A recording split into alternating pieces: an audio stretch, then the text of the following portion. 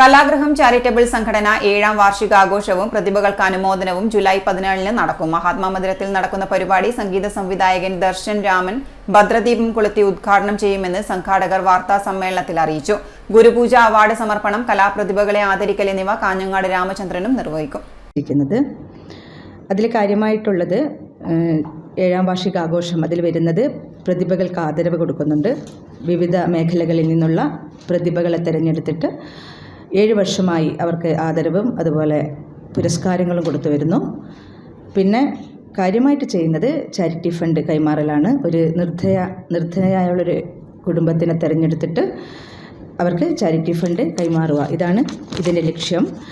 ഇതിപ്പോൾ അന്നത്തെ ദിവസം ജൂലൈ 14-ാം തീയതി ഞായറാഴ്ച മഹാത്മാ മന്ദിരത്തിൽ വെച്ചാണ് ഞങ്ങളുടെ പ്രോഗ്രാം.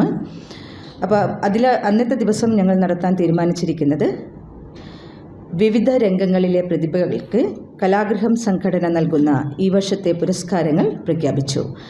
കലാഗ്രഹത്തിൻ്റെ ഗുരുപൂജ പുരസ്കാരങ്ങൾക്ക് പ്രഭാഷകൻ KN രാധാകൃഷ്ണൻ മാസ്റ്റർ, കവയിത്രി രമണി പീതാംബരൻ, ഡോക്ടർ KP ധനലക്ഷ്മി എന്നിവരാണ് അർഹരായത്.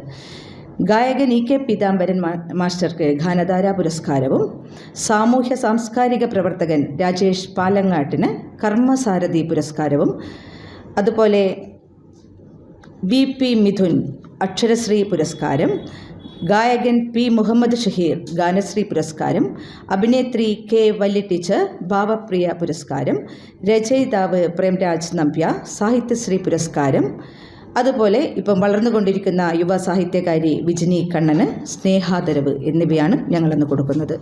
അക്ഷരഗുരു കവിയൂർ രാഘവൻ നായർ അനുസ്മരണം സംഗീതരത്നം ഡോക്ടർ കാഞ്ഞങ്ങാട് രാമചന്ദ്രൻ നടത്തും. ചടങ്ങിൽ നടനരത്നം കവിത അധ്യക്ഷയാകും. രാജേഷ് പാലങ്ങാട്ട് മുഖ്യ പ്രഭാഷണം നടത്തും. ഗംഗൻ കുഞ്ഞിമംഗലം, KK രവീന്ദ്രൻ, മോഹൻദാസ് തുടങ്ങിയവർ സംസാരിക്കും. ചടങ്ങിൽ അവശ കലാകാരന്മാർക്ക് ചാരിറ്റബിൾ ഫണ്ട് വിതരണം, കലാഗ്രഹം കുടുംബാംഗങ്ങളുടെ കലാപരിപാടികൾ എന്നിവ നടക്കും. വാർത്താ സമ്മേളനത്തിൽ നടനരത്നം, കവിത ഹരീശൻ, റീത്ത രാജേഷ്, വിനയൻ, ലീന എന്നിവർ പങ്കെടുത്തു.